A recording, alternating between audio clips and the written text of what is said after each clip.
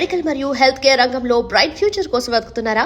అయితే అరోరా అందిస్తున్న best paramedical and allied health sciences courses లో జాయిన్ అవ్వండి. దీనికన్నా ముందు సంవత్సరంలో 6 నెలలు లదాఖ్ అప్రోచ్ చేయొచ్చు మీరు. కానీ ఇప్పుడు ఆల్ వెదర్ రోడ్స్ టనల్స్ కట్టినప్పటి నుంచి శ్రీనగర్ వైపు నుంచి మీరు రావచ్చు.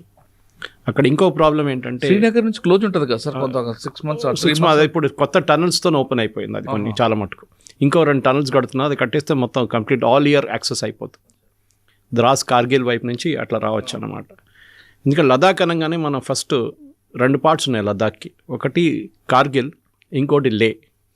కార్గిల్ ఏమో షియా ముస్లిమ్స్, సున్నీ ముస్లిమ్స్ కాదు, షియా ముస్లిం అంటే ఇరాన్తోని. మీరు కార్గిల్లో ఏ టీ షాప్కి వెళ్ళినా కానీ ఎక్కడ వెళ్ళినా కానీ ఖొమేనీ పోస్టర్ ఉంటుంది. ఇటువైపు ఏమో బుద్ధిస్ట్, టిబెటియన్ బుద్ధిస్ట్. అది కూడా చాలా క్లియర్గా చెప్పారు. ఎందుకంటే మన దగ్గర కూడా బుద్ధిజం ఆంధ్ర నుంచి మొదలైంది, ఒక సెక్ట్ ఇక్కడి నుంచి కూడా వెళ్ళింది, నాగార్జున అక్కడి నుంచి. కానీ అక్కడున్న బుద్ధిస్టు పారిపోయి వచ్చిన దలైలామాతో వచ్చిన గ్రూప్ కానీ వాళ్ళు స్ప్లిట్ అయ్యారు అక్కడ కూడా. బేసిక్లీ మీరు చెప్పినట్లు లే లదాఖ్ అనేది ఎక్కడో ఉంది అని చెప్పి నెహ్రూ గారు కూడా చెప్పి, ఎందుకు హాఫ్ లదాఖ్ ఇచ్చేద్దాం, మనకి ఏముంది అక్కడ ఏముండదు, అసలు ఒక గ్రాస్ కూడా గ్రో కాదని చెప్పిన డైలాగ్ పార్లమెంట్లో కొట్టారు నెహ్రూ గారు. 38,000 స్క్వేర్ కిలోమీటర్స్ అంటే ఆల్మోస్ట్ హర్యానా అనుకోండి, హర్యానా సైజ్ ల్యాండ్ చైనాకి ఇచ్చేశారు నెహ్రూ ఓవర్ నైట్. సరే, అది హిస్టరీ అయిపోయింది. కానీ ఇప్పుడు కూడా రాహుల్ గాంధీ గారు మాట్లాడుతున్నారు, చైనీస్ వాళ్ళు 4 కిలోమీటర్స్ వచ్చారు, మీ గ్రేట్ గ్రాండ్ ఫాదర్ ఏమో 38,000 స్క్వేర్ కిలోమీటర్స్ ఇచ్చారు, అప్పుడు ప్రాబ్లం లేకుండే. కానీ స్ట్రాటజికలీ లే చాలా ఇంపార్టెంట్ సార్. లదాఖ్, లే అని లదాఖ్, అది డెమ్చక్ ఉండొచ్చు, మీరు ఇటువైపు జన్స్కార్ ఉండొచ్చు, ఇదంతా చాలా బ్యూటిఫుల్. అండ్ ఇండస్ రివర్ అక్కడి నుంచే స్టార్ట్ అవుతుంది. జన్స్కార్ మళ్ళీ సంగంకి వచ్చి కలుస్తుంది అది రెండు. చాలామంది హిందువులు అక్కడ వెళ్ళి క్రియాకర్మలు చేస్తారు, వాళ్ళు పితృదేవతలతో. కానీ లేకి లదాఖ్కి ఒక మెయిన్ థింగ్ ఏంటంటే సార్, చైనీస్ని ఆపడానికి లాస్ట్ పోస్ట్ అది. ఇప్పుడైతే మనం కొంచెం లాస్ట్ 1-2 monthsలో చైనీస్తో కొంచెం షేక్ హ్యాండ్ అంతా చేస్తున్నాం, కానీ దానికన్నా ముందు మనకు ప్రాబ్లం ఉంటే చైనీస్ని ఎప్పుడు నమ్మలేము మనం. ఇప్పుడు కాదు, షౌన్లాయ్ టైం నుంచే మనం చీట్ అయినాం. నెహ్రూని హిందీ చీని బై బై అని చెప్పారు, పంచశీల్ అని చెప్పారు, కానీ మనం ముంచారు లాస్ట్ చైనీస్ వాళ్ళు. సో లద్దాఖ్ మీద కంట్రోల్ ఉండాలంటే యూనియన్ గవర్నమెంటే కంట్రోల్ చేయాలి. దానికి ఇక్కడ ప్రాబ్లం అక్కడి నుంచి స్టార్ట్ అవుతుంది. స్టేట్ గవర్నమెంట్కి ఇచ్చారనుకోండి, ఒక కార్గిల్ వైపు నుంచి ఇంకో లే వైపు నుంచి వీళ్ళిద్దరూ ఆడుకుంటారు అక్కడ. ఇప్పుడు జరిగిన 2024 లోక్సభ ఎలక్షన్, నేను వెళ్ళాను. లోక్సభ ఎలక్షన్ కన్నా ఒక 2 వారాల ముందు అక్కడ ఉన్నాను. నేను ఆల్మోస్ట్ 5 రోజులు ఉన్నాను, మొత్తం తిరిగాను ఏరియా అంతా. సో అక్కడేం తెలిసిందంటే, వీళ్ళు తర్వాత వచ్చిన రిజల్ట్స్లో కార్గిల్ వైపు నుంచి ఒక ఇండిపెండెంట్ క్యాండిడేట్, ముస్లిం క్యాండిడేట్ని పెట్టి, షియా క్యాండిడేట్ని పెట్టి, ఇటువైపు బీజేపీ క్యాండిడేట్ ఒక బుద్ధిస్ట్ని ఓడించారు. కాంగ్రెస్ వాళ్ళు ఏం చేశారు, ఒక బుద్ధిస్ట్ క్యాండిడేట్ని పెట్టి ఓట్ స్ప్లిట్ చేశారు. సో పాపులేషన్ వైపు చూస్తే కార్గిల్లో ఉన్న షియా ముస్లిమ్స్ కొంచెం ఎక్కువ ఉన్నారు, చాలా తక్కువ పాపులేషన్ సార్, 14 లక్షలంతో ఉన్నారు అంతే, చాలా తక్కువ. 1,40,000 చాలా తక్కువ. అది 1,40,000 పాపులేషనే కాదు, మన దగ్గర ఒక చిన్న కాలనీలో పాపులేషన్ ఉంటుంది మన దగ్గర.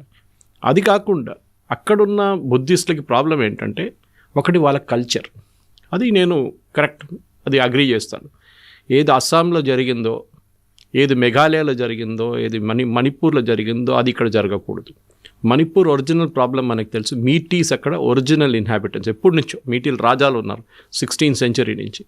ఈ కుకీస్ ఏమో అప్పుడున్న బర్మా నుంచి వచ్చారు. అండ్ అక్కడి నుంచి వచ్చి వాళ్ళు ఇక్కడ గొడవ మొదలు పెట్టినప్పుడు అప్పుడున్న మీటీ రాజులు నాగాస్ని తీసుకొచ్చి నడిమిట్లో పెట్టారు. Okay, anyway that's a history bites. ఎందుకు చెప్పానంటే, 6th schedule అక్కడే పనికొస్తుంది. ఈ 6th schedule అని పార్లమెంట్ కాన్స్టిట్యూషన్లో పెట్టింది ఎందుకంటే, ఈ నార్త్ ఈస్ట్కి ఒక ప్రివిలేజ్ ఇవ్వడానికి. ట్రైబల్స్ ఎట్లా ఉంటుంది సార్ అంటే, నేను ఇప్పుడు కూడా పద్మనాభయ్య గారితో నేను ఒక ఇంటర్వ్యూ చేశాను ఒక 2 సంవత్సరాల ముందు, యాస్కీలో ఆయన ఆఫీస్లో చేశాను అనమాట. He was interlocutor in the Mizo talks. ఆయన 4 ప్రధానమంత్రి కింద పనిచేశారు. సో ఆయన చెప్పిన మాట ప్రకారం కూడా 80 ట్రైబ్స్ ఉంటే, ఒక నాగాల్యాండ్ కానివ్వండి, మిజోరాం కానివ్వండి, అక్కడ ఒక ట్రైబ్తో మాట్లాడదు. వాళ్ళ లాంగ్వేజ్ డిఫరెంట్, వాళ్ళ కల్చర్ డిఫరెంట్, వాళ్ళ క్విజిన్ డిఫరెంట్, వాళ్ళ డ్రెస్సింగ్ సెన్స్ డిఫరెంట్, వాళ్ళు పెళ్లి చేసుకున్న రిలేషన్షిప్ డిఫరెంట్ ఉంటుంది. ఒక్కొక్క ట్రైబ్ నుంచి ఒక్కొక్క ట్రైబ్, ఒక స్టేట్ మర్చిపోండి, ఒక ట్రైబ్ గురించి మాట్లాడుతాం. సో నార్త్ ఈస్ట్లో ఈ ట్రైబ్స్ని ప్రొటెక్ట్ చేయడానికి 6th schedule తీసుకొచ్చారు. కాన్స్టిట్యూషన్లో ఉంది అది. ఆ 6th schedule ఇంకా ఎక్కడ ఇవ్వలేం. దాని తర్వాత ఒకటే స్టేట్కి ఎక్స్టెండ్ అయింది, ఒకటే రీజన్కి. అది గోర్ఖాల్యాండ్ అజిటేషన్ వచ్చినప్పుడు గోర్ఖాల్యాండ్ డార్జిలింగ్ వైపు 6th schedule ఎక్స్టెండ్ చేశారు. గోర్ఖాలు ఏం చెప్పారంటే, మాకు కూడా కల్చర్ ఉంది, మా కల్చర్ ఈ బెంగాలీ వాళ్ళు వచ్చి మొత్తం ధ్వంసం చేశారని చెప్పి. దానికన్నా ముందు బోడోల్యాండ్ కౌన్సిల్ మీకు గుర్తుంటుంది, బోడోల్యాండ్ కోసం ఈ ఎక్స్టెండ్ చేశారు. ఐరన్ ఈజ్ మనందరూ మర్చిపోతున్నాం. ఇక్కడ తెలంగాణలో ఇప్పుడు ఆంధ్ర తెలంగాణ స్ప్లిట్ అయినప్పుడు ఆంధ్ర వాళ్ళు తెలంగాణలో ఇద్దరు మాకు 6 షెడ్యూల్ కావాలని చెప్పారు. ఏంటని తెలియకుండా నేను ఒకరోజు ఒక వీడియో చేశాను, ఇప్పుడు కాదు 5-6 సంవత్సరాల ముందు. ఆ వీడియోలో నేను అడిగాను, వీళ్ళకి అర్థమవుతుందా 6 షెడ్యూల్ అంటే ఏంటి? First condition 6 schedule sir, international border ఉండాలి.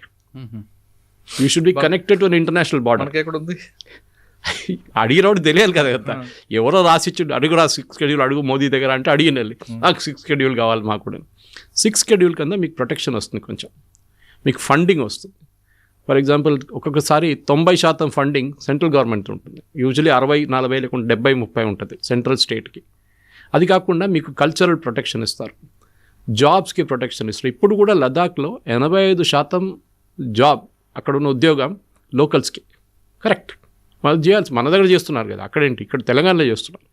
ఈ కల్చర్ మెయింటైన్ చేయడం, ఎందుకంటే ఇది ఎప్పుడు ఏమవుతుంది సార్, మనం ఒక టూరిస్ట్ ప్లేస్కి వచ్చినప్పుడు బయట వాళ్ళు వచ్చి మొత్తం ఆ ప్లేస్ని కంప్లీట్గా స్వామ్ చేసేస్తారు, తాగడం కానీ పిక్నిక్ చేయడం కానీ. ఇప్పుడు కూడా మీరు అక్కడున్న లేక్స్కి వెళ్ళండి, చాలా మటుకు కచ్చరపాటు ఉంటుంది, అక్కడెక్కడ చేయకూడదు.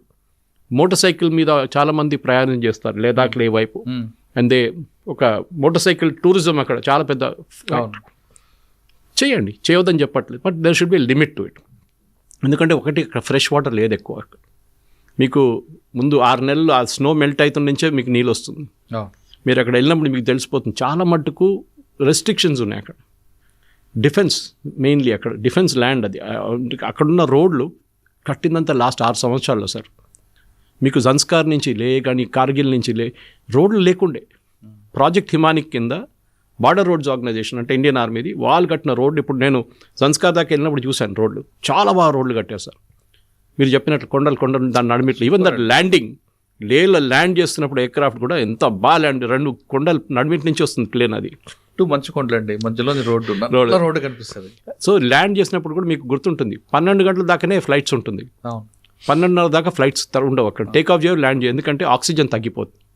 ఇంజిన్కి పవర్ కావాలి, ఇంజిన్కి జెట్ ఇంజిన్స్కి ఎయిర్క్రాఫ్ట్ అది దొరకదు వాళ్ళకి, అది రాదు, అది పట్టుకోలేదు ఆక్సిజన్. సో వాళ్ళు 12:30కి ఎయిర్పోర్ట్ బంద్ చేసేస్తారు, అయిపోతుంది. చాలా కొత్త నేను అక్కడ వెళ్ళినప్పుడు సంవత్సరం ముందు they built a new terminal, చాలా బాగుంది. కానీ అక్కడ ఇప్పుడు జరుగుతున్న గొడవకి ఈ 6 షెడ్యూల్కి ఒక కనెక్షన్ సార్. అదొకటి వీళ్ళు ఒక డిస్కషన్ హోమ్ మినిస్ట్రీతో నడుస్తుంది. నేను వెళ్ళినప్పుడు అక్కడ ఉన్న బీజేపీ చీఫ్ని కలిశాను, నేను ఆయనతో కూడా మాట్లాడాను. ఆయన అప్పుడు ప్రాస్పెక్టివ్ ఎంపీ, దానికన్నా ముందు నామ్యాలు ఉన్నారు గుర్తుంటుంది, యంగ్ గై, పార్లమెంట్ డిబేట్లు అంతా కనిపిస్తుంది. నెక్స్ట్ టైం బీజేపీ ఆయన తీసేశారు, ఏదో ఆరోపణలు ఉండే ఆయన మీద, తీసేశారు ఆయన్ని, కరప్షన్ అలిగేషన్స్ అనేదో చెప్పారు. ఆయన కూడా పుల్లలు పెట్టారు దీంట్లో. Okay, he also did his role in this, ఎందుకంటే టికెట్ రాలేదు కదా నెక్స్ట్ టైం. సో టికెట్ దొరికిన మంచితో నేను ఆ రోజు అక్కడ కూర్చొని లీడర్తో ఒక ఆల్మోస్ట్ 1 అవర్ ఇంటర్వ్యూ చేశాను, అది నా యూట్యూబ్లో ఉంది ఇప్పుడు కూడా. లదాఖ్ని డెవలప్ చేయాలంటే అక్కడ మేజర్ ఇండస్ట్రీస్ రాకూడదు. మీరు పటాన్చెరు జీడిమెట్ల తీసుకెళ్ళి అక్కడ పెట్టలేరు, cannot do it at all. Even major industries పెట్టకూడదు. ఒకటి సీస్మిక్ జోన్, అది ఎర్త్క్వేక్ ఎప్పుడైనా రావచ్చు. అక్కడ హిమాలయన్ రేంజ్లో కూర్చుంది అది కంప్లీట్. నేపాల్ వైపు నుంచి చూడండి భూకంపం చాలా అవుతూనే ఉంటుంది ఆ ఏరియాస్లో. సో ఇరాన్ వైపు దాకా ఉంది, అది ఒక బెల్ట్ షిఫ్టింగ్ నడుస్తుంది అనమాట కింద. కానీ యూనియన్ గవర్నమెంట్ ఏమన్నారంటే మీకు అన్నీ అంగీకరిస్తాం, 6 షెడ్యూల్ మేము ఇవ్వం. స్టేట్హుడ్ కూడా ఇన్ఫ్యాక్ట్ స్టేట్హుడ్ లేదు. ఆర్టికల్ 370 అబ్రోగేట్ చేసినప్పుడు సార్ అక్కడ స్టేట్హుడ్ చెప్పలేదు. అదే నేను ఒమర్ అబ్దుల్లా అంటున్నాడు, ఒమర్ అబ్దుల్లా స్టేట్మెంట్ చూడండి. స్టేట్హుడ్ అడిగింది మేము, గొడవ చేయకుండా కూర్చున్నాం మేము. అక్కడ స్టేట్హుడ్ లేదు, ప్రపోజల్ లేదు, వాళ్ళు గొడవ చేస్తారు స్టేట్హుడ్ కోసం. అక్కడ ఇంటర్నేషనల్ బార్డర్ ఉంది కదండి, 6 షెడ్యూల్ కింద కదా. 6 schedule separate, border separate. 6 schedule border కరెక్టే, కానీ ట్రైబల్ ఏరియాస్కి వస్తుంది. అది కూడా నార్త్ ఈస్ట్కి స్పెసిఫిక్లీ తీసుకొచ్చారు అది. ఎందుకంటే ఒక టైంలో సార్ మీకు గుర్తుంటుంది, నార్త్ ఈస్ట్ అనగానే మన ఆర్మీ కూడా భయపడుతుండే అక్కడ వెళ్ళడానికి, చాలా ప్రాబ్లం ఉండే. నాగాలాండ్ మర్చిపోండి, మిజో నేషనల్ ఫ్రంట్, లాల్డెంగా వాళ్ళు అందరూ ఉన్నారు ఆ టైంలో. అస్సాం కూడా ఉంది కదా, అస్సాం, ఉల్ఫా 1, ఉల్ఫా 2, ఇప్పుడు ఉల్ఫా 1 పోయింది, ఇప్పుడు ఉల్ఫా 2 ఉంది అంతే, పరేష్ బరువా వాళ్ళు. ఇట్లా అన్ని అక్కడ ఒక టెర్రరిస్ట్ ఆర్గనైజేషన్ ఇది ఉండే, గరిల్లా అని చెప్తారు, మన టెర్రరిస్ట్ అని చెప్పాం వాళ్ళని, మనోలే కాదు అది. దాని తర్వాత నాగా సరెండర్డ్ అండ్ మన నాగా రెజిమెంట్ ఇప్పుడు ఇండియన్ ఆర్మీ రెజిమెంట్ అయిపోయారు. మీజో కూడా చాలామంది ఇండియన్ ఆర్మీలో చేరిపోయారు చాలామంది. కానీ లదాఖ్ ప్రాబ్లం లేదు. లదాఖ్లో మీకు ఒక ట్రైబల్ కాన్ఫ్లిక్ట్ లేదు. ఇక్కడ ఉన్నది ఒకటే కమ్యూనిటీ, బుద్ధిస్ట్ టిబెటియన్ కమ్యూనిటీ, వాళ్ళకి ప్రొటెక్షన్ ఇవ్వాలి. ఎస్, ఉద్యోగం మీరు ఎన్ని ఉద్యోగాలు ఇస్తారు? అక్కడ యూనివర్సిటీస్ ఇప్పుడే స్టార్ట్ చేశారు కొన్ని సంవత్సరాల ముందు. నేను అక్కడ వెళ్ళినప్పుడు ఇక్కడ ఏం డెవలప్మెంట్ నడుస్తుందని తెలియడానికి లోకల్స్ దగ్గర అడిగాను. నన్ను తీసుకెళ్ళడానికి 5-6 మంది నాతో ఉన్నారన్నమాట. అక్కడ ఇక్కడ తీసుకెళ్ళండి మండలో. సీ బక్తాన్ అని చెప్పి చిన్న ఒక సీడ్ ఉంటుంది సార్, చాలా బాగుంటుంది చూడండి, చిన్న రెడ్ కలర్ సీడ్. అది అక్కడ వైల్డ్గా గ్రో అవుతుంది. అది ఎట్లనే పడి ఉండే ఇన్ని సంవత్సరాల నుంచి. ఇప్పుడు సడన్లీ దే డిస్కవర్డ్ దాని నుంచి మనం జ్యూసులు తయారు చేయొచ్చు, జాములు తయారు చేయొచ్చు. So there is a big factory. నేను వెళ్ళాను అక్కడికి. వాళ్ళ ప్రోడక్ట్స్ మీకు మెయిన్ మార్కెట్లో దొరుకుతుంది. అది కాకుండా మన దగ్గర కుబానీ అంటాం, మన కుబానీకా మీట్ ఆప్రికాట్, ఆ ఫ్రెష్ ఆప్రికాట్ మీకు అక్కడ దొరుకుతుంది. టిన్డ్ ఆప్రికాట్ నేను తీసుకొచ్చాను 2 టిన్లు అక్కడి నుంచి. ఏ క్యాండ్ కాకుండా, ఏ షుగర్ సిరప్ వేయకుండా మీకు న్యాచురల్ దాంట్లో తీసుకొచ్చు. ప్రోడక్ట్స్ ఉన్నాయి సార్. భూటాన్లో కూడా ఇదే చేస్తున్నారు. భూటాన్ కూడా they using the local produce. So అక్కడ ఉన్న ఉద్యోగాలు, గవర్నమెంట్ ఉద్యోగాలు ఎక్కువ రావు సార్. మనలాగా పెద్ద పెద్ద ఏం చెప్తారు గవర్నమెంట్ ఆఫీసులు, అక్కడ కౌన్సిల్ ఒకటి ఉంది, లే లదాఖ్ కౌన్సిల్. ఒకవైపు లే కౌన్సిల్, ఒకవైపు కార్గిల్తో. వీళ్ళకు పవర్స్ ఉంది, అటానమీ ఉంది, ఫైనాన్షియల్ అటానమీ స్పెషల్. ఎందుకంటే ఒక రోడ్ వేయాలనుకోండి, అది దాకా ఢిల్లీ దాకా ఎందుకు వెళ్ళాలి? మళ్ళీ ఇక్కడే వాళ్ళు అప్రూవల్ తీసుకొని టెండర్ పిలిచి రోడ్ వేయచ్చు. లేకుంటే ఇంకొక డ్రైనేజ్ పైప్ వేయాలని చెప్పి. నేను అక్కడ వెళ్ళినప్పుడు ఐ టుక్ ద ఫోటోగ్రాఫ్స్. నా దాంట్లో మా ఫేస్బుక్లో ఎప్పుడు కూడా వాడుంటుంది అది. వాళ్ళకి డ్రైనేజ్ క్లీనింగ్ మిషన్స్ కూడా ఉంది సార్ వాళ్ళ దగ్గర. మన దగ్గర ఇప్పుడు కనిపిస్తుంది చూడండి అప్పుడప్పుడు సక్షన్ మిషన్స్, అది కూడా ఉంది వాళ్ళ దగ్గర, లే మున్సిపాలిటీ దగ్గర.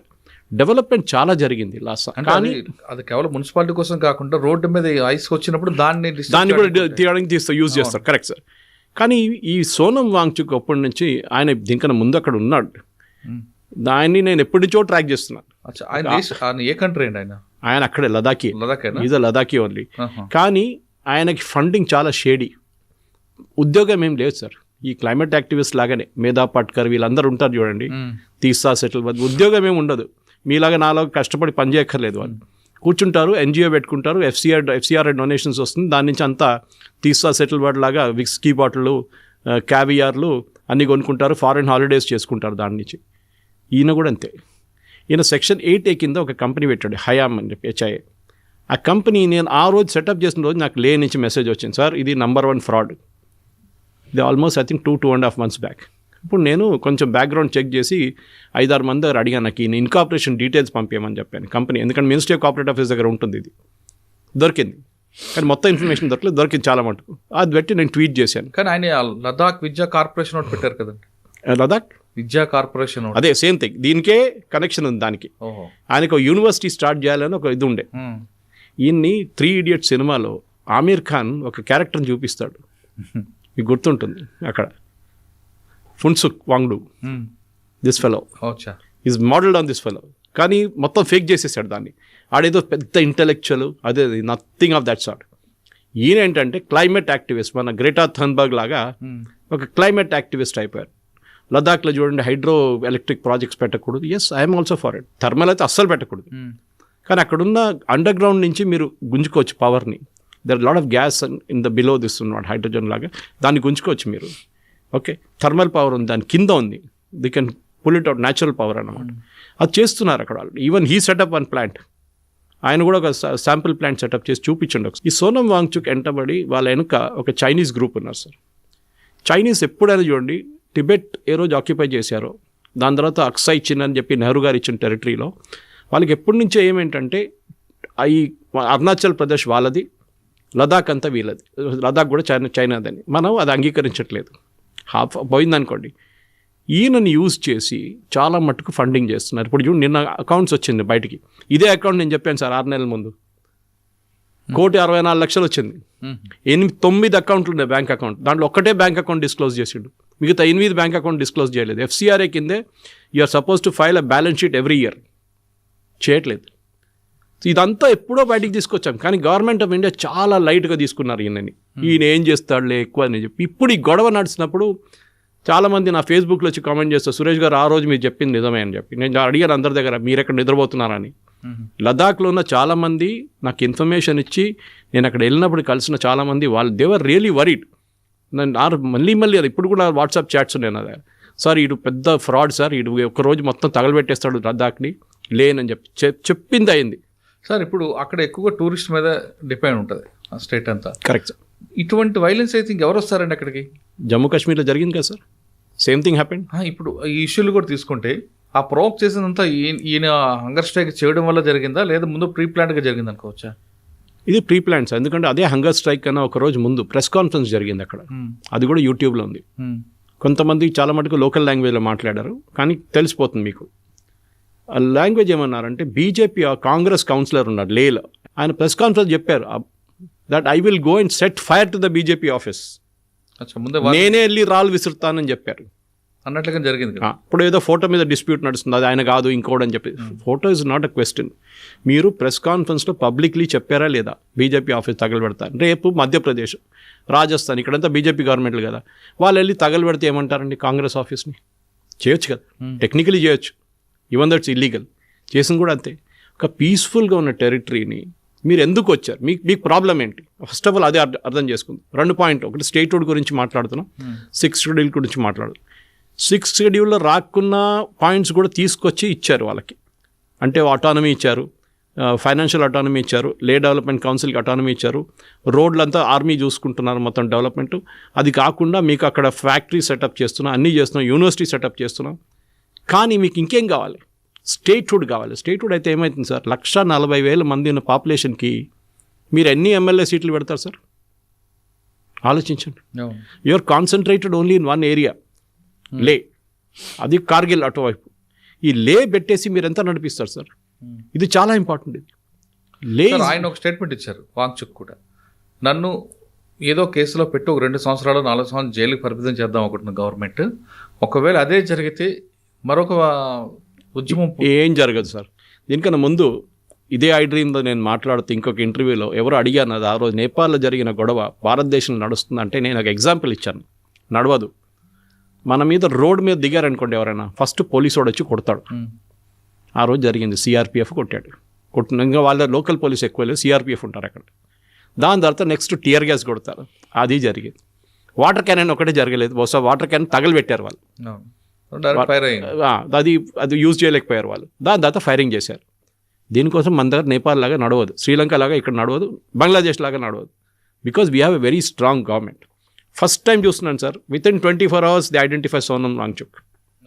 ఈ FCRA బ్యాన్ ఎప్పుడో పెట్టాలండే. ఇప్పుడు ఏమైపోయిందంటే ఈయనేమంటున్నాడు, నేను ఇది చేశాను కదా దానికోసం బ్యాన్ చేశానంట. మీరు ముందే చేయాలండే. I have told in my tweets, నా ట్వీట్లో నేను పెట్టాను, నా ఫేస్బుక్ పోస్ట్లో ఉంది, that this fellow is a fraud. వీడు నడిపిస్తున్న 8 బ్యాంక్ అకౌంట్లు ఉన్నాయి, FCRA వైలేషన్స్ ఉంది. గవర్నమెంట్ ఆఫ్ ఇండియా చూడండి, మీరు వెళ్ళి మిలిటరీ ప్రాజెక్ట్, ఆర్మీ ప్రాజెక్ట్ ఆయనకి ఇచ్చారు sir. They given an army contract to this fellow. మేము వెళ్ళి మళ్ళీ గొడవ చేస్తే ఆర్మీ కాంట్రాక్ట్ తీసేశారు మొత్తం. ఈ ఇష్యూలో కాన్స్పిరసీ కనిపిస్తున్నట్లు కదండి. ఎస్ సార్, కాన్స్పిరసీ అని నేను ఎక్స్ప్లెయిన్ చేశాను చూడండి. చైనా ఎప్పుడు డైరెక్ట్లీ వచ్చి ఏం చేయదు, వారు వెనక నుంచి ప్లేయర్స్తో చేపిస్తారు. ఫర్ ఎగ్జాంపుల్ మీకు న్యూస్ క్లిక్ అనే ఒక ఆర్గనైజేషన్ తెలిసి ఉంటుంది మీకు. న్యూస్ క్లిక్ని బ్యాన్ చేశారు గవర్నమెంట్ ఆఫ్ ఇండియా కొన్ని సంవత్సరాలు. దాని న్యూస్ మినిట్ అని చెప్పి ధన్యా రాజందన్ ఒక పోర్టల్ ఉంది. వీళ్ళందరికీ సైనింగ్ శ్రీలంక వాడొకడు చైనాలో కూర్చొని US నుంచి ఆపరేట్ చేస్తూ ఫండ్స్ ట్రాన్స్ఫర్ చేశారు. It's not easy to track it. FCRA కింద వచ్చే డొనేషన్ మీరు ట్రాక్ చేయొచ్చు, కానీ నాన్ FCRA డొనేషన్ బ్యాంక్లో వచ్చి పడుతుంది. ఏం చేస్తారు, 36 బ్యాంక్ అకౌంట్ ఓపెన్ చేస్తారు, ఒక్కొక్క దాంట్లో 50 లక్షలు పెట్టుకుంటూ పోతారు. Unless the bank manager is very smart, వాళ్ళకి ఎన్నో ట్రాన్సాక్షన్స్ ఉంటాయి సార్ రోజుకి, ఎట్లా చెక్ చేస్తారు వాళ్ళు? ఇది ప్రాబ్లం అన్నమాట. సో ఈ ఫండింగ్ వచ్చేదంతా అక్కడి నుంచి, బయట నుంచి. దీన్ని ట్రాక్ చేయడం అనేది గవర్నమెంట్ ఆఫ్ ఇండియా దగ్గర కెపాసిటీ ఉంది, చేస్తున్నారు. స్పెషలీ మీరు చూడండి జమ్మూ కాశ్మీర్లో వీళ్ళ దుకాణం బంద్ చేసిన ఎట్లా, హురియత్ కాన్ఫరెన్స్ వీళ్ళందరిది, వాళ్ళు ఆక్సిజన్ కట్ చేసి వాళ్ళు కంప్లీట్. ఇప్పుడు లేకుంటే ఎవ్రీ ఫ్రైడే ప్రేయర్స్ తర్వాత రాళ్ళు విసరడం ఉండే, ఎందుకు బంద్ అయింది సార్? అది మోదీ గారు ఏ రోజు డిమానిటైజేషన్ తీసుకొచ్చారో ఆ రోజు బంద్ అయిపోయింది అది. నెక్స్ట్ పోలీస్ ఆపరేషన్ లేకుంటే ఆర్మీ ఆపరేషన్ నడుస్తున్నప్పుడు మహిళలు పిల్లలు బయటకు వస్తారు, వచ్చి వీళ్ళని ఆపుతారు, టెర్రరిస్ట్ ఎస్కేప్ అయిపోతారు, అది కూడా బంద్ అయిందా sir? Because government was able to close. వీళ్ళందరికీ డబ్బులు ఇస్తుండే ఈ టెర్రరిస్ట్ గ్రూప్స్, 1000 రూపాయలు 500 రూపాయలు చొక్క డబ్బులు ఇస్తుండే, అదంతా బంద్ చేశారు దుకాణం అంతా. ఇక్కడ కూడా లేదాక ఏం కాదు సార్. ఈయన చెప్పుకుంటాడు నన్ను జైల్లో వేస్తే తీసుకెళ్ళి UAPAలో పడేసి, ఇప్పుడు అస్సాంలో ఒకటి పడేసాడు చూడండి, పంజాబ్లో తీసుకెళ్ళి. Is also an MP. ఒక బింద్రన్ వాలే నెక్స్ట్ వర్షన్ 2 వచ్చారు, అమర్జిత్ సింగ్ ఆయన పేరేంటి, ఆయన తీసుకెళ్ళి అక్కడ వేశారు అస్సాంలో UAPకి. ఎవరు అడగట్టు కూడా లేదు పాపం ఆయన, ఈయన కూడా తీసుకెళ్ళి అక్కడ వేసేసేయాలి అంతే UAPకి. ఫైనల్గా చెప్పండి, ఈ ప్రాబ్లం సొల్యూషన్ ఏంటి? ఏం లేదు సార్, ఇది పాలిటిక్స్. కాంగ్రెస్కి లేలో సపోర్ట్ లేదు. బీజేపీ ఒక 6-7 సంవత్సరాల ముందు దాకా జీరో ఉండే లదాఖ్లో. జీరో కాదు, ఒక 3%, 4% ఓట్లు ఉండే. సడన్గా బీజేపీ పైకి వచ్చేసారు. వాళ్ళు ఏం చేశారు, లోకల్ లీడర్స్ని కల్టివేట్ చేశారు, వాళ్ళకి ఫండ్స్ ఇచ్చారు. మీరు కౌన్సిలర్, మీకు ఫండ్స్, మీరు ఇనాగ్రేట్ చేయండి, ప్రాజెక్ట్ అది ఇది, యూనివర్సిటీ అన్నీ పెడుతున్నాం, రోడ్లు డెవలప్ చేస్తున్నాం. So BJP has grown. మీరు ఆలోచించండి సార్, త్రిపురలో బీజేపీ ఎక్కడున్నారు సార్ 15 సంవత్సరాల ముందు? జీరో. మానిక్ సర్కార్ వాజ్ ద కింగ్, రాజు. త్రిపురలో ఎట్లా వచ్చేసారు వీళ్ళు? అది ఇప్పుడు ఎందుకంటే అక్కడ ఆర్ఎస్ఎస్ పనిచేశారు, అది ఇంకా స్టోరీ. అది రాకా సుధాకర్ లాంటి వాళ్ళు చాలామంది అక్కడ వెళ్ళి పనిచేస్తారు కూడా మన తెలుగు అయినా. అదే అంటారా. సో వాళ్ళు కష్టపడి పనిచేసిన దానికి ఇప్పుడు ఆ రిజల్ట్ వచ్చింది. ఇది కూడా లదాఖ్లో జరిగింది. Ladakh was like north east sir, out of sight out of mind. ఎక్కడో ఉంది, ఎవడు పోతాడు అక్కడ, ఓన్లీ మోటార్ సైకిల్ వాళ్ళు పోతారు అంతే. మిగతా వాళ్ళు కొంతమంది ఆక్సిజన్ అంతా తక్కువ. గవర్నమెంటే కాకుండా లోకల్ పబ్లిక్ కూడా వాళ్ళు కూడా యాంటీ అయ్యారు అనుకోండి. కాదు సార్, ఎప్పుడు కాదు. టూరిస్ట్ మీద వాళ్ళు డిపెండ్ కదా. కరెక్ట్, టూరిస్ట్ మీద డిపెండెన్స్ వాళ్ళకు కూడా తెలుసు. మీరు చెప్పింది ఓపెనింగ్ కామెంట్ మీద అదే. ఏ రోజు టూరిస్టులు బంద్ చేస్తారో, వాళ్ళకి రావడం బంద్ చేస్తారో, పెహల్గామ్ లాగా వీళ్ళందరూ రోడ్డు మీద వచ్చేస్తారు. వీళ్ళు అందరికి ఏమి ఉండదు, ఉద్యోగం ఉండదు. ఎందుకంటే మీరు దిగారు ఫ్లైట్ నుంచి, ట్యాక్సీ, దాని తర్వాత హోటల్, దాని తర్వాత టూరిస్ట్ ఆపరేటర్, దాని తర్వాత లోకల్ సైట్ సీయింగ్కి వెళ్ళినప్పుడు అక్కడున్న హోటళ్ళు, అక్కడున్న చిన్న చిన్న కొట్లు, జ్యూస్ దొరుకుతుంది. అక్కడ ఈ శ్రీభక్తాన్ జ్యూస్ ఒకటి దొరుకుతుంది, అప్రికాట్ జ్యూస్ దొరుకుతుంది, చాలా బాగుంటుంది టేస్ట్. దాన్ని నేను కూడా 2-3 బాటిల్ కొన్నాను వెళ్తే. సో వాళ్ళు కూడా బిజినెస్ సార్ అది. నేను రాకపోయిన ట్రైన్, నేను రాను, నాలాంటి వాళ్ళు మోటార్ సైకిల్ వాళ్ళు రారు, ఎవరైనా గొడవ ఉన్న ప్లేస్కి ఎవరు వెళ్ళరు సార్. అప్పుడు ఏమవుతుంది సార్, బిజినెస్ అంతా కొలాప్స్ అయిపోతుంది. ఇదే కాశ్మీర్లో జరిగింది పెహల్గామ్ తర్వాత. వీళ్ళు అర్థం చేసుకోవాలి, ఏ రోజు టూరిజం పడిపోతుంది. ఎందుకంటే మీ బిజినెస్ అది, మీకు పెద్ద పెద్ద ఫ్యాక్టరీ లేదు అక్కడ, మీకు ఉద్యోగం లేదు, మీకు గవర్నమెంట్ ఉద్యోగాలు లేవు. చిన్న స్టేట్ అది, 140,000 మంది ఉన్న ఏరియా అది. దాంట్లో మీరు ఇట్లా గొడవ చేస్తే ఇట్లాంటిది కావాలని చెప్పి నేను అనుకుంటా. ఈ లెఫ్టినెంట్ గవర్నర్ కొంచెం వీక్గా ఉన్నారు సార్ ఇప్పుడు దాకా. ఐ థింక్ కవీందర్ ఆయన పేరు, Kavinder Singh. He was very weak. ఆయన యాక్షన్ తీసుకోలేదు. బహుశా హోమ్ మినిస్ట్రీ మిగతా ప్రాబ్లం గినిపూర్తో నుండి వాళ్ళు ఇది కొంచెం ఇగ్నోర్ చేశారు. ఈయన్ని ఇప్పుడు కాదు సార్, ఇదే సోనం వాంగ్చుక్ 12 సార్లు ఫాస్ట్ అంటూ డెత్ వెళ్ళాడు. ఈసారి కూడా చూడండి 35 రోజులు ఫాస్ట్. అదేంటి సార్ 35 రోజులు, 50 రోజులు చేయొచ్చు కదా. అంటే ప్లాన్డ్ అన్నమాట. 35 రోజుల లోపల ఏదైనా గొడవ జరగాలి. ఇది బీజేపీకి ఎక్కువ వరి ఎందుకు లేదు. దీనికన్నా ముందు అక్కడున్న పిల్లలు చాలామంది నాకు డైలీ మెసేజ్ పెడుతుంటారు, సార్ బీజేపీ ఓడిపోతాం సార్, మన లోక్సభ సీటు పోతుంది. నేను చెప్పి ఏమవుతుంది ఒక్క లోక్సభ సీటు, ఇక్కడ 540 సీట్లు ఉన్నప్పుడు ఒక సీటు పోతే ప్రాబ్లం లేదు. Yes, optics wise it's a big thing. అరే బీజేపీ ప్రెజెన్స్ పోయింది లదాఖ్లో, okay, we will leave with that. కర్ణాటకలో బీజేపీ 20 సంవత్సరాల ముందు ఎక్కడ లేకుండే, బిల్డప్ చేశారు కదా. త్రిపుర మాట్లాడామని ఇప్పుడు. So politics wise yes, you will lose out BJP short term, కానీ లాంగ్ టర్మ్లో మీరు గెయిన్ చేస్తారు. అది ఒకటి, పెద్ద పాపులేషన్ లేదు సార్. రేపు మనం కశ్మీర్ వైపు జరిగినట్లు కాదు. కశ్మీర్లో ద ముస్లిం పాపులేషన్ చాలా పెరిగింది. ముందు వ్యాలీలో పాపులేషన్ తక్కువ ఉండే. అప్పుడు షేక్ అబ్దుల్లా నెహ్రూ కలిసి ఆడిన గేమ్ ఏంటి, వ్యాలీలో సీట్లు ఎక్కువ చేశారు, జమ్మూలో సీట్లు తక్కువ చేశారు. జమ్మూ పాపులేషన్ ఎక్కువ ఉండే, ఎందుకంటే ఎప్పుడు one Muslim should be the chief minister of Jammu Kashmir. ఆ స్ట్రాటజీ ఉండే వాళ్ళది. ఇక్కడ చూడండి, లదాఖ్ వైపు ఉన్న లే వాళ్ళ పాపులేషను, ఇటువైపు కార్గిల్లో ఉన్న షియా ముస్లిమ్స్ పాపులేషన్, వీళ్ళకి కొంచెం ఎక్కువ ఉంది పాపులేషన్. కానీ ఎంపీ వీళ్ళది. లేవులు ఉన్న బుద్ధిస్టులు అర్థం చేసుకోవాలి, వాళ్ళకి అర్థమైంది అది, దట్ వీఆర్ లూజింగ్ అవుట్. ఏ రోజు ఇస్లాం డామినేట్ వాళ్ళ మీద చేస్తారో, అంటే షియా ముస్లిమ్స్ ఉన్న డామినేషన్ వాళ్ళ మీద వస్తుందో, బుద్ధిస్ట్ కల్చర్ అనేది పోతుంది సార్ మొత్తం అక్కడి నుంచి. మళ్ళీ వీళ్ళు ఏ స్టేట్హుడ్ కానీ 6th షెడ్యూల్ అడిగి ఏం పనికిరాదు. You take maximum funding from the government. North east చూడండి, ఇప్పుడు హిమంత బిశ్వ శర్మ టేక్ ఓవర్ చేసిన తర్వాత నార్త్ ఈస్ట్ కంప్లీట్ మారిపోయింది సార్ ఫేస్ ఆఫ్ ఇట్. మిజోరాంకి ఆఫ్టర్ 75 years ఒక ట్రైన్ వెళ్ళింది సార్, ఒక railway track. That is what we should do. I'm not saying railway track lay Ladakh వేయాలని, no, never should do it. ఎందుకంటే అది చాలా ఫ్రెజైల్ ఏరియా అది. కానీ చైనీస్ వాళ్ళు చూడండి, అటువైపు నుంచి ట్రాక్ వేసుకున్నారు వాళ్ళు, రోడ్లు వేసారు, ట్రాక్లు కూడా ఇస్తున్నారు వాళ్ళు. సో మనం కూడా డెవలప్మెంట్ ఇవ్వాలి వాళ్ళకి ఉద్యోగం ఇవ్వాల్సిందే. వాళ్ళకి సెంట్రల్ యూనివర్సిటీస్లో అడ్మిషన్ ఇక్కడ ఇస్తున్నారు, ఆల్రెడీ చేస్తున్నారు. అది ఈవెన్ నార్త్ ఈస్ట్లో పిల్లలు కూడా మనం ఇక్కడున్న HCU కానీ ఎఫ్లు కానీ ఇట్లాంటి యూనివర్సిటీస్లో మనం అడ్మిషన్ ఇస్తున్నాం. వాళ్ళకి ఎక్కడెక్కడ ఎంప్లాయ్మెంట్ ఆపర్చునిటీస్ ఉందో ఈవెన్ ఇండియన్ మెయిన్ ల్యాండ్లో వాళ్ళకి ఇవ్వాల్సింది సార్. కానీ ఇట్లాంటి కుట్ర పని చేసి FCRA డొనేషన్స్ తీసుకొని ఇల్లీగల్గా చేసి బ్యాంక్ అకౌంట్ డిస్క్లోజ్ చేయకుండా చేస్తున్న సోనం వాంగ్చుక్ లాంటి వాళ్ళని అరికట్టాల్సిందే గవర్నమెంట్. ఇది ఎప్పటి నుంచో చెప్పుకుంటూ వస్తున్నా. ఫైనలీ నిద్ర నుంచి లేశారు సెంట్రల్ గవర్నమెంట్, ఎస్పెషలీ లదాఖ్ కేసులో. మణిపూర్లో చాలా స్ట్రిక్ట్గా హ్యాండిల్ చేశారు, కానీ లదాఖ్ని అవుట్ ఆఫ్ ఫోకస్ వెళ్ళిపోయింది కొంచెం టైంలో. That is the mistake they made sir.